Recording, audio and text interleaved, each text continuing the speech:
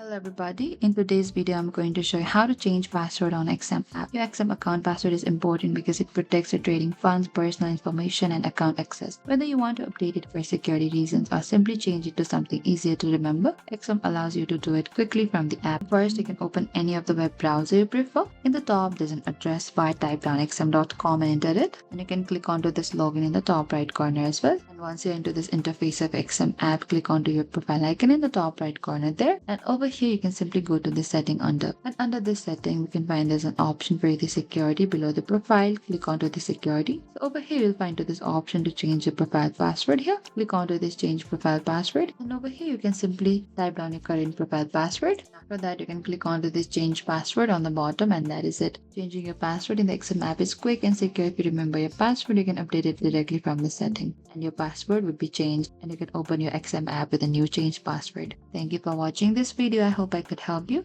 If you have any queries or confusion, please comment down below and we will reach out to you very soon.